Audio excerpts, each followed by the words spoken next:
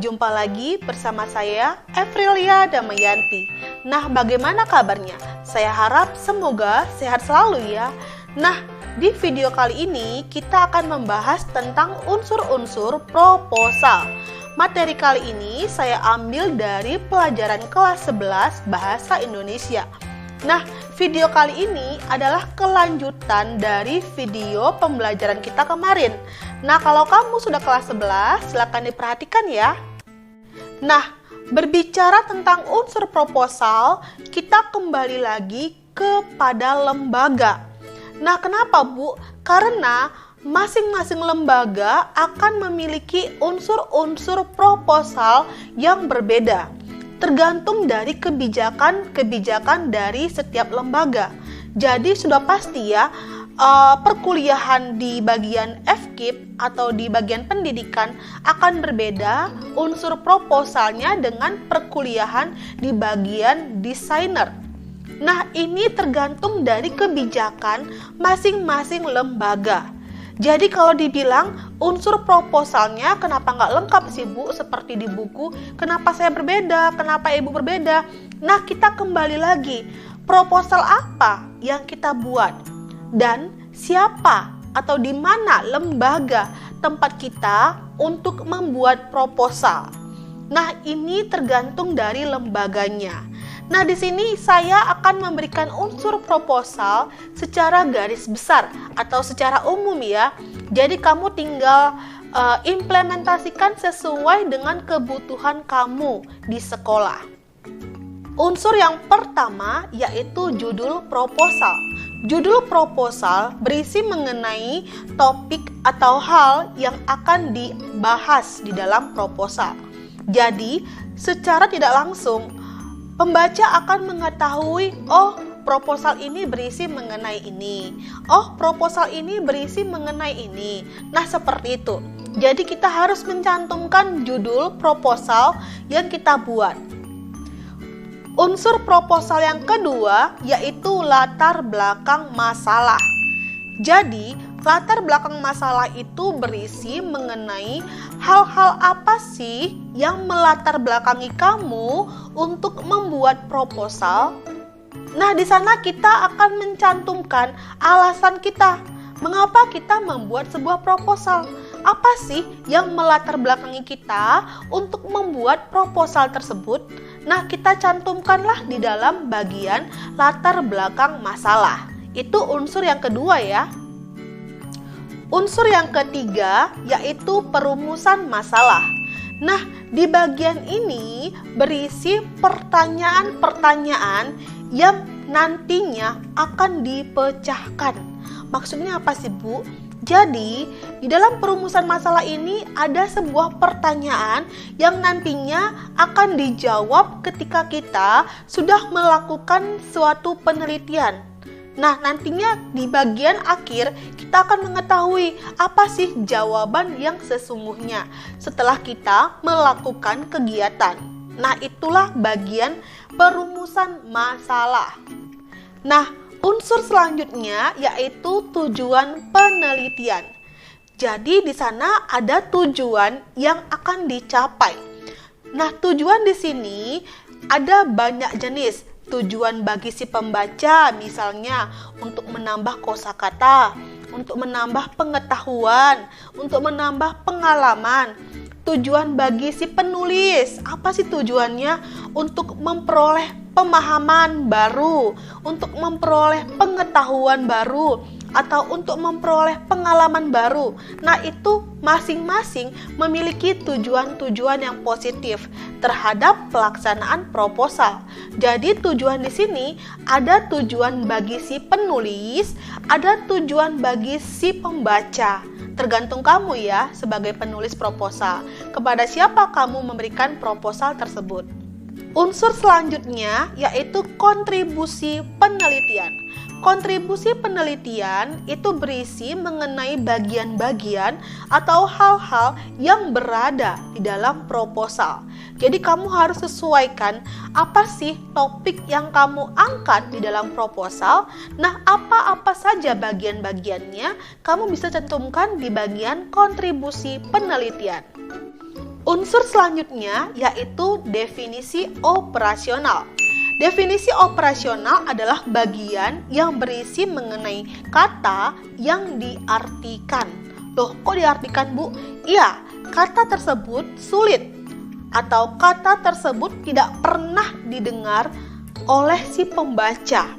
Oleh sebab itu, kata tersebut harus diartikan. Supaya apa? Supaya pembaca mengetahuinya, arti yang sesungguhnya. Supaya pembaca tidak keliru, tidak menimbulkan penafsiran ganda. Oleh sebab itu, si penulis harus mencantumkan arti yang sesungguhnya. Misalnya nih, kamu menulis sebuah proposal penelitian di bidang pendidikan. Nah, adapun definisi operasional yang bisa kamu cantumkan di bagian definisi operasional yaitu KKM. Artinya apa, Bu? KKM adalah kriteria ketuntasan minimal. Itu bisa kamu cantumkan.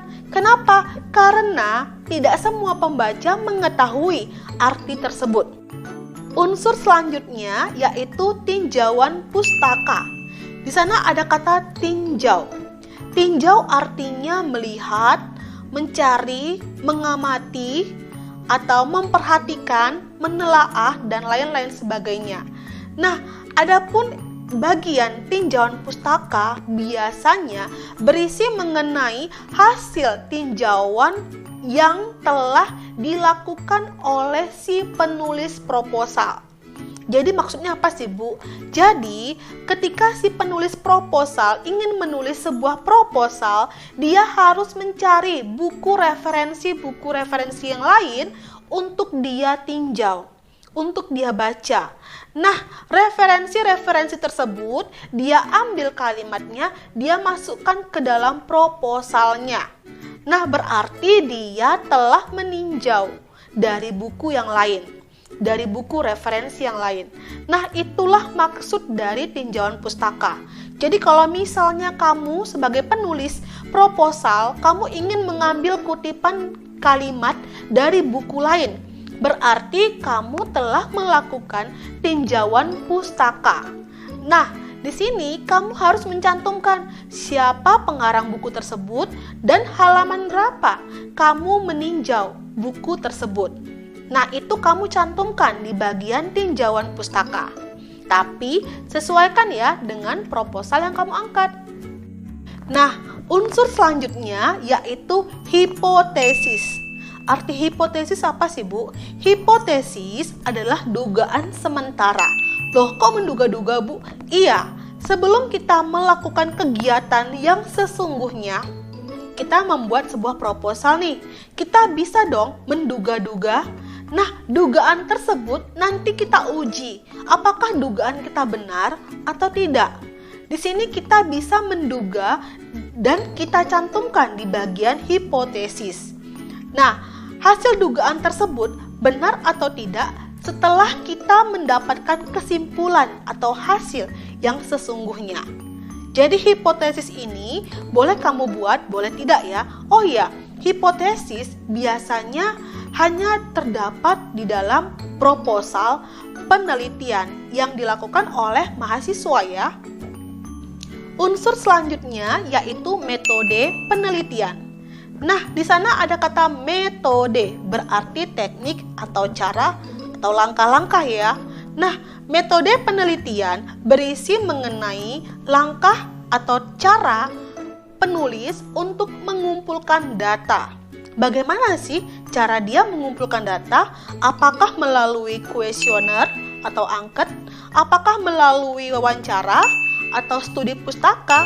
Nah, kita harus sesuaikan dengan topik atau permasalahan yang kita angkat. Jadi di sana kita harus jeli ya, teknik apa yang pas, yang cocok dengan topik yang kita angkat. Nah, ini dinamakan dengan metode penelitian. Nah, unsur selanjutnya yaitu rencana anggaran. Rencana anggaran itu apa sih, Bu?